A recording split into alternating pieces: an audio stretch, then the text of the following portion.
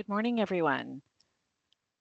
Thank you all for joining us. My name is Tammy Gill, and I'm leading today's session on the Quadra McKenzie plan. Other district staff joining us today who are available to help answer questions and support the discussion from the planning department is my manager of community planning, Cam Scott, and community planners, Adam Smith and Isabel Todorova.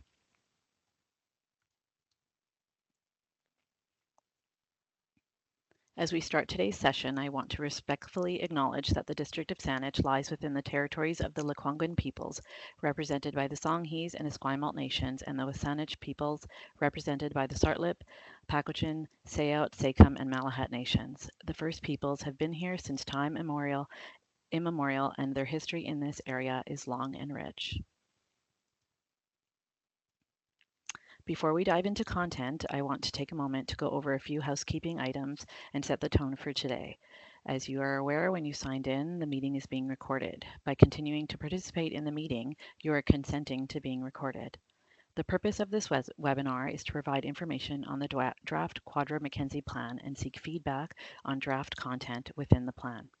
The District of Saanich is a respectful workplace. Respectful conduct is expected from all participants in this webinar.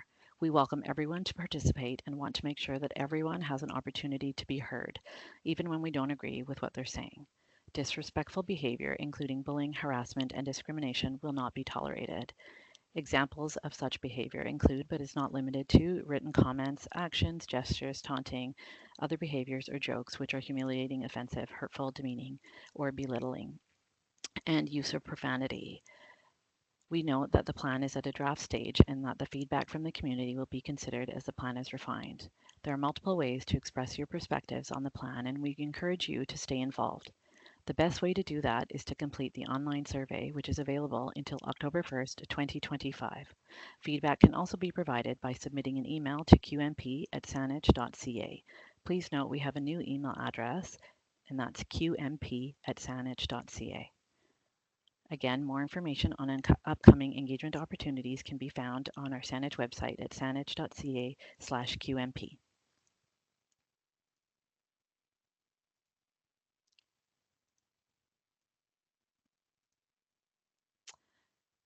So as you're aware, this is a webinar format. You'll notice your microphones are turned off. If you have questions, please use the question and answer function at the top bar next to the chat. It's Q&A for those who are unable to find it. We'll address them during the question and answer period at the end. Comments with the most upvotes will be addressed in order of votes. So should we run out of time, questions that were unanswered will be addressed in an FAQ and posted online on the QMP webpage.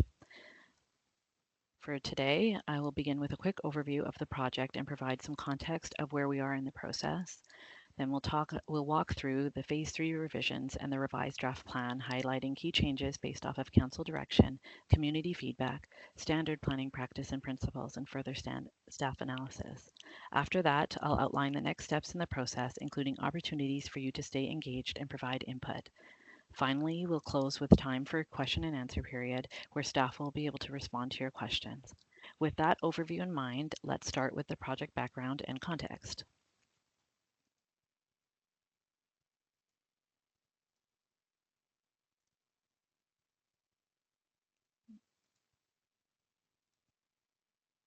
So this plan builds on earlier phases of work, council direction, and community input received over the past several years.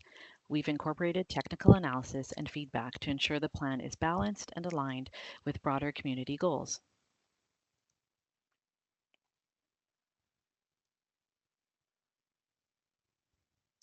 Go on to the project overview and policy context. A reminder that the QMP process is a centers, corridors, and village plan that is intended to guide growth and change over the next 20 years with a focus on land use and transportation. It builds on the broader land use designations of the official community plan and guides future use, building height, and density. It presents future design concepts for Quadra Street that support the transition of this corridor to livable complete streets with high frequency transit.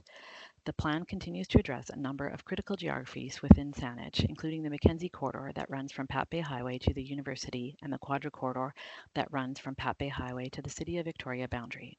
Given the large plan area, 8 sub-area sections are included to enable area-specific issues to be addressed in policy.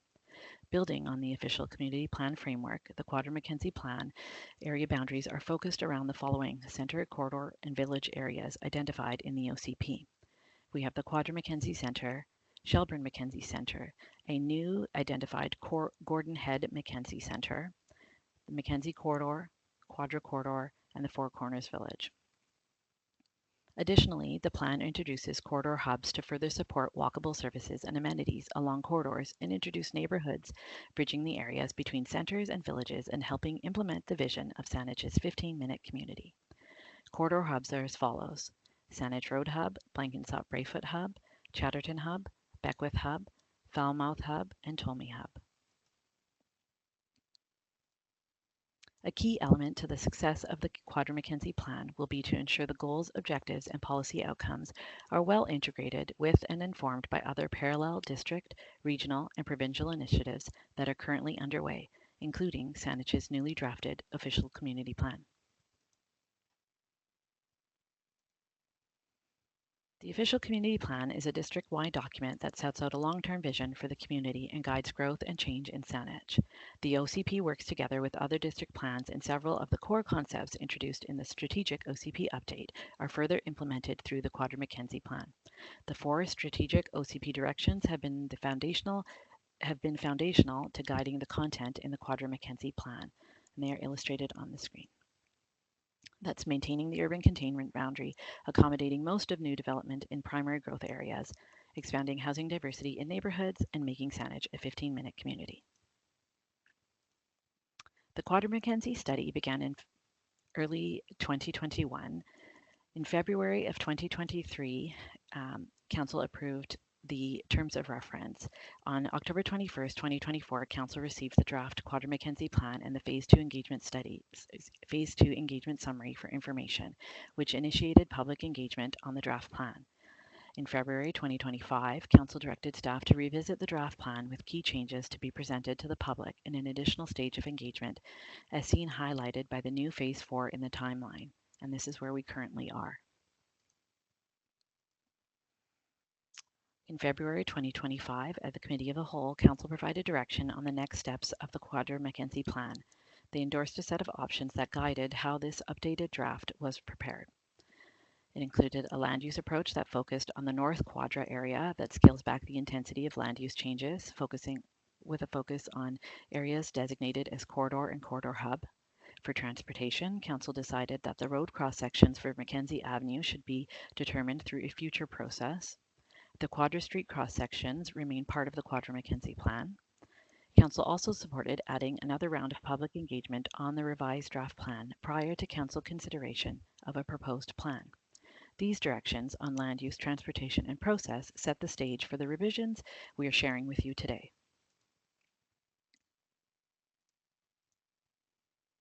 We move on to Phase 3 engagement activities. Staff completed Phase 3 engagement between October 2024 and December of 2024, focusing on gathering feedback on the draft Quadra McKenzie plan. The project encouraged participation through the website Hello Saanich, an online notification link through Campaigner, social media platforms, newspaper advertisements, and targeted email lists for stakeholders. Notification letters were also sent to large site landowners, First Nations, and other government entities. A combination of in-person and online engagement sessions were offered, including pop-up events, in-person open houses attended by 732 people, online sessions attended by 198 folks, survey that was online with a print option completed by over 2,000 residents, targeted stakeholder meetings, webinars, and presentations to council committees. Through these opportunities, over 19,000 individuals participated and more than 12,000 comments were received. A preliminary summary of key themes from Phase 3 were presented to Council in July. Additional details on promotion, engagement activities, participation, demographics, and in-depth findings can be found online on our Saanich QMP website. This slide summarizes the overall themes that came forward most consistently from participants. a level of support for higher density developments near rapid future transit routes, a level of support for a range of building forms as part of the long-term vision, support for proposed major transit stop locations, a high level of concern about the reduction of travel lanes and traffic congestion, specifically along McKenzie, concerns about the preservation of neighborhood character, concerns around sensitivity to the environment, traffic, safety, parking, and active transportation connectivity. Finally, there was a high level of support for parks, trails, and open spaces and community facilities objectives. These themes guided the revisions we've made, and you'll see many of these considerations reflected in the updated draft plan.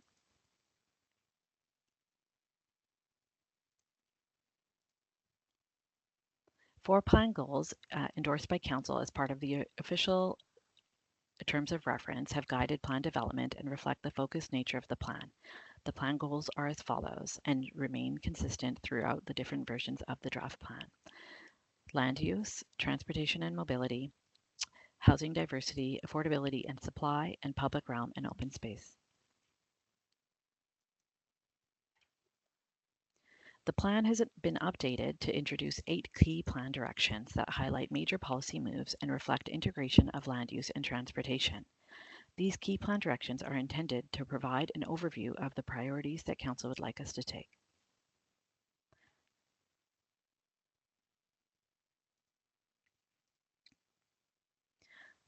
We move on to the land use framework. This is the latest version of the land use map that reflects the directions from Council and the feedback we've received through engagement. It illustrates where different types of development are envisioned and how growth is concentrated in specific areas of the plan. You'll notice the focus is on the corridors and corridor hubs, with North Quadra as a key area for change. The map shows how higher intensity uses are concentrated around transit routes and major intersections, while surrounding areas transition into lower intensity residential forms. It also integrates parks, open spaces, and community facilities to ensure growth is balanced with livability. The map provides a visual framework for how land use, transportation, and housing diversity come together. It helps us plan for compact, connected communities while maintaining neighborhood character. With this map as the foundation, let's look at how the draft plan translates these directions into more detailed policies and strategies. To help make sense of the land use map, this table explains what the different colors represent. Each color corresponds to a land use designation, which sets the vision and direction for how land can be developed in that area. For example, the darker colors generally represent higher intensity uses such as mixed use centers and corridor hubs, where we expect more housing, jobs, and services. Lighter shades represent lower intensity residential forms, like townhouses or apartments, that provide a transition to single family neighborhoods. Green represents open space and parks, which are key to supporting livability and access to nature as the community grows. These designations don't prescribe exact building design, but they guide the type and scale of development that's appropriate in each area. They also provide a framework for aligning housing, transportation and amenities so the community grows in a balanced and sustainable way. With that foundation in mind, let's take a closer look at how these designations are applied across the plan area in the land use maps.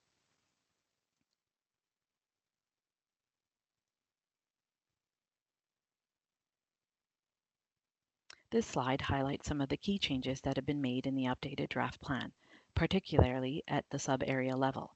These changes reflect council direction as well as community feedback from the last round of engagement. Reducing land use intensity is a big ticket. Across the plan area as a whole, we've reduced the overall intensity of land use designations. This is especially true in the Quadra North sub-area where development has been scaled back to better balance growth with existing neighborhood character. We've also refined the corridor hubs by reducing their spatial extent and lowering some of the designated building heights. This ensures growth is still focused around key transit and activity nodes, but at a scale that fits better with the surrounding areas. Finally, new policies have been added to strengthen environmental protection. This includes supporting the preservation of sensitive habitat sites so that growth happens in a way that is environmentally responsible and sustainable.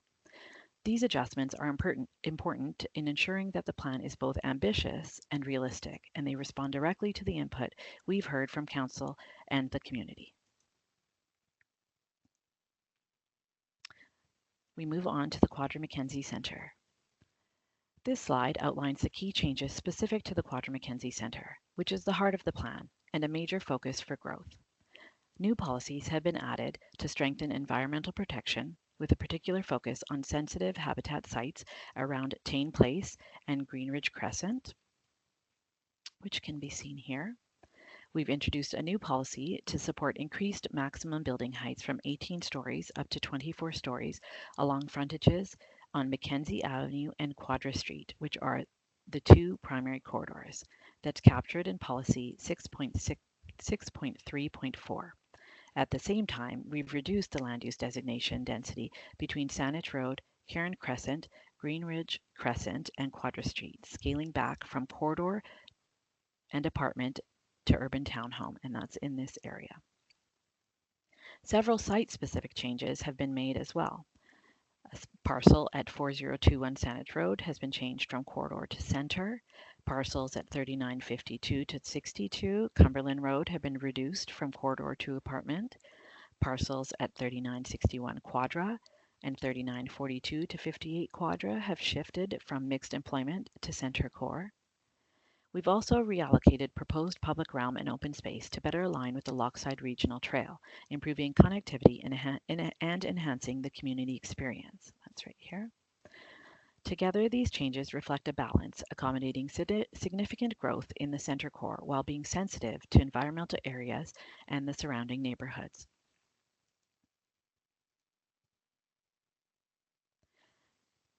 This next set of changes focuses on the Shelburne-McKenzie Centre, which is another important area within the plan that is in a unique transition period with already approved and under construction developments.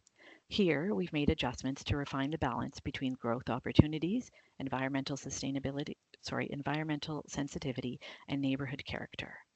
Around Belnor Place, parcels have been reduced from corridor to urban townhome, and we've added special site designations to recognize habitat sites and biodiversity considerations. At 3954 Cedar Hill Road, the parcel has been increased to center core designation, but paired with a special site designation to ensure that environmental sustainability and sensitivity is addressed. Parcels around Garnett Place, right here, were reduced from center core to center, which scales back intensity while supporting growth in this node. North of Alderwood Street and Applewood Place, parcels were reduced from corridor to urban townhome, reflecting the surrounding residential character. Between Teakwood and Oakwood, parcels shifted from center core to center. At 1701 and 1681 Shelburne Street, parcels were increased from corridor to center to strengthen the role of this frontage in supporting mixed-use development and the growth framework. Together, these changes help refine the Shelburne-McKenzie Centre into a more balanced and context-sensitive sub-area while still reinforcing its role as a key growth centre that includes the new Nellie McClung Library.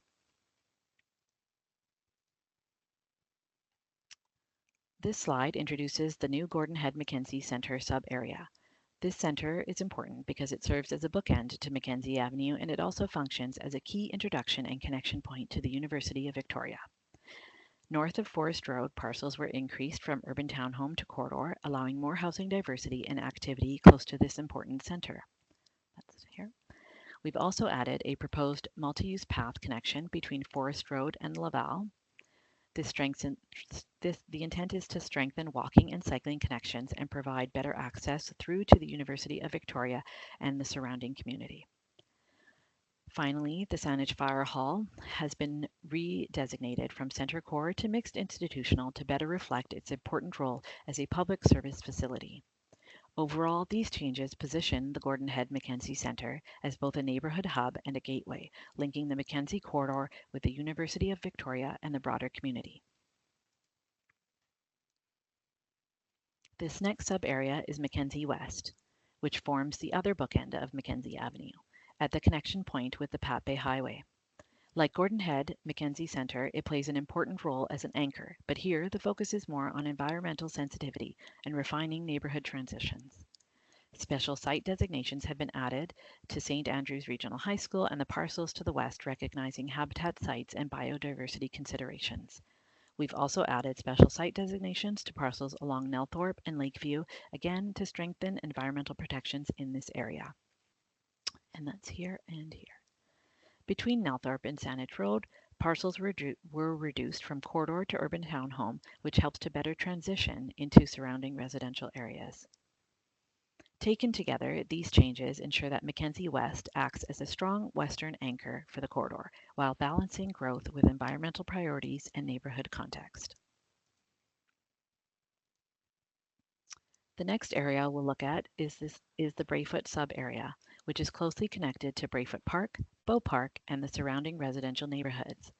This area already has a significant component of the corridor hub, anchored by the root cellar, which provides an established commercial and community presence. The updates here focus on building around that existing hub while reducing impacts on nearby neighborhoods and strengthening environmental protections with the adjacency to the Blenkinsop Valley. The previously proposed road connection from Century Road to Lonsdale Place has been removed. Special site designations have been added around Brayfoot Park and Bow Park to recognize habitat sites and biodiversity considerations. Parcels between Brayfoot, Harrop Road, and Wendy Road have been reduced from corridor to urban townhome to create a gentler transition into the surrounding single-family areas. And finally, parcels at 3851 to 3861 Cedar Hill Cross have been changed from corridor to mixed institutional, right here, reflecting the current and future institutional uses. Altogether, these changes ensure that the Brayfoot sub-area continues to evolve in a way that supports growth around the existing corridor hub while protecting parks, habitat areas, and the neighborhood character. The next area is Quadra North, where some of the most significant changes in the draft plan have taken place. This sub-area was a strong focus for council, direction, and community feedback, and the revisions here reflect a major scaling back of land use intensity.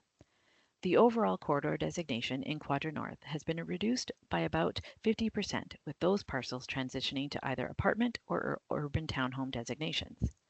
Similarly, the Beckwith Hub has been reduced by approximately 55%, with parcels transitioning from corridor hub to apartment. It's right in here and along here. We've also added special site designations across the sub-area to protect sensitive habitat sites and biodiversity features. So here and here.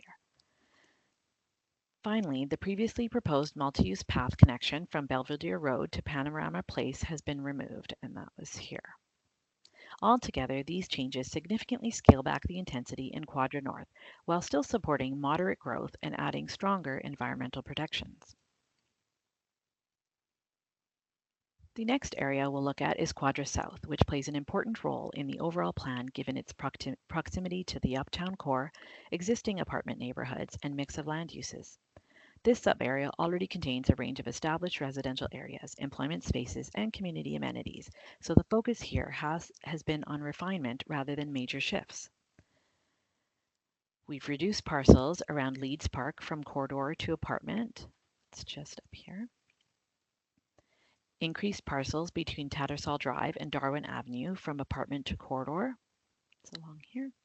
Added special site designations around Playfair Park for habitat and biodiversity considerations. It's here. Extended the plan boundary to Kathleen Street. Added special site designations around Camrose Park and Peacock Hill Park for habitat sites and biodiversity considerations. Here. The updates in the Quadra South area are about balancing growth opportunities with preserving existing neighborhood character and supporting sensitive environmental areas. We've looked carefully at where higher density designations are most appropriate while ensuring transitions into adjacent family areas. This next slide highlights the policy directions that shape how transportation and mobility improvements are planned in the Quadra McKenzie area. These policies are about creating a safer, more connected, and more accessible community for people walking, cycling, taking transit, or driving. First, there's a strong focus on safety and accessibility, with new pedestrian crossings and continuous accessible sidewalks to make it easier and safer for people of all ages and abilities to get around. We're also improving active transportation connections. That means creating new pathways and bike routes, separating bike lanes from vehicle traffic where possible, and enhancing the Lochside Trail to support everyday trips as well as recreation. On transit, the plan strengthens McKenzie Avenue as a rapid transit corridor and Quadra Street as a primary transit route. This includes improvements to bus stops, shelters, and lighting to make transit more comfortable and convenient. Finally, the plan emphasizes integrated travel options guided by the Saanich Mobility Pyramid. We're supporting all modes of travel with measures like secure bike parking and stronger connections to transit. Together, these directions move us toward a safer, more sustainable, and more accessible transportation system that supports car light living and a higher quality of life in the area.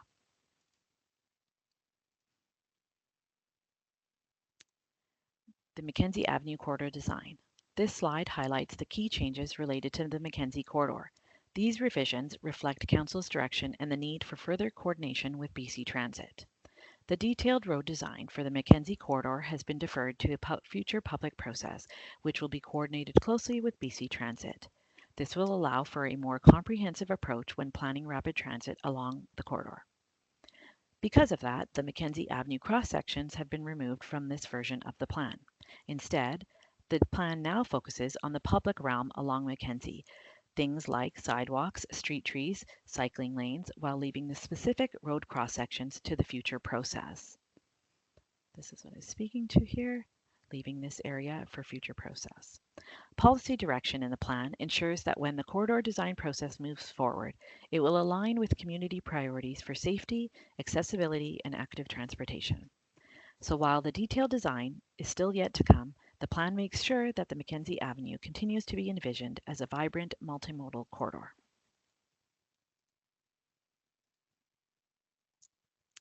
The Quadra Street corridor design. This slide outlines the policy directions that guide how Quadra Street and the surrounding corridors will evolve as people-focused places. The policies emphasize pedestrian safety and comfort, cycling and multimodal access, and greener, more livable streets.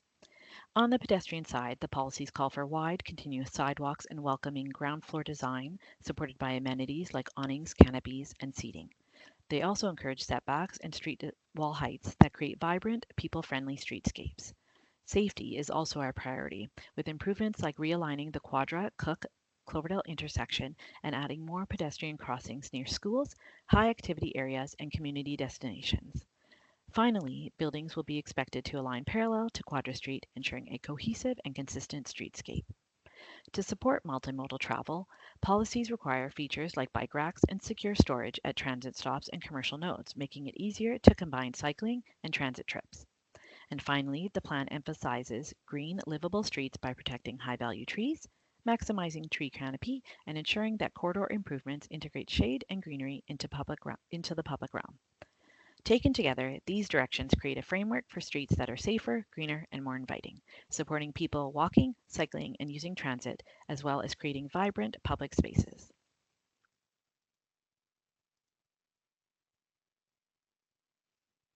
Parks, trails, and open spaces. This next set of changes focuses on parks, trails, and open spaces with directions around closing existing gaps, creating greener and healthier parks, enhancing the Logside Trail, and improving access to community facilities. One priority is acquiring parkland in areas more than 300 meters from an existing park and expanding existing parks where possible. We're focusing new parkland near centers, villages, and corridor hubs and linking it with active transportation networks. The plan also seeks to reduce open space gaps during redevelopment and requires larger developments to include elements like parks, open spaces, green roofs, or streetscape improvements to support higher density living. Policies also strengthen the quality of parks by planting and retaining trees next to parks and restoring natural areas. There's particular emphasis on enhancing biodiversity strategy habitat sites to create healthier ecosystems. The Lochside Trail is a major asset in the plan area, and policies aim to strengthen it by improving connections between the trail, transit stops, bike routes, and key destinations. Redevelopment along the trail is expected to maintain its natural greenway character and improve the recreational experience for all users. Finally, the plan prioritizes community facilities, things like daycares, recreation centers, and meeting spaces located close to schools, offices, and other employment centers to make them more accessible.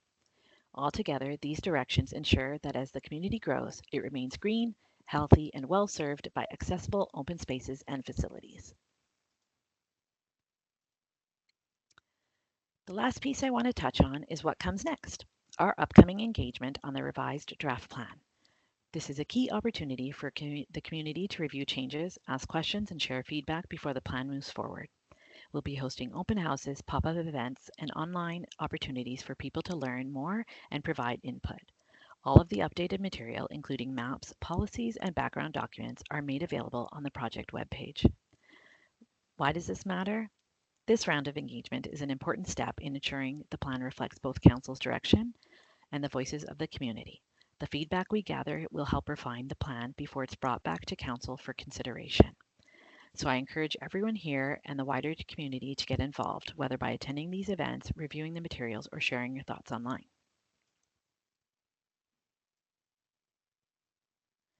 To close out, I wanted to walk through the next steps in the process. First, staff will be reviewing and analyzing all of the public feedback we received during this round of engagement.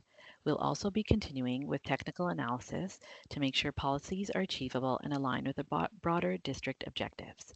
As needed, we'll check in with stakeholders to clarify issues and refine details. Based on that, staff will refine the draft policies to prepare the plan for council consideration.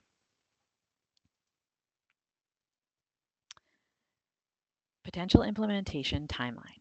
This slide provides a potential implementation timeline for the Quadra McKenzie plan. It shows how different streams of work could unfold over the next several years if Council approves direction. It's important to note that the timelines are indicative and may shift depending on Council's decisions, funding, and resourcing. For land use, the exact implementation actions and timelines are still to be determined and are dependent on Council direction. Potential actions could include developing a density framework and considering pre-zoning for select areas to support housing and community priorities. For transportation and mobility corridor design process, parallel to the land use, the mobility corridor design process for McKenzie Avenue is shown here as a longer-term piece of work. This will include detailed engagement, technical studies, and coordination with partners like BC Transit to determine final cross-sections and design elements.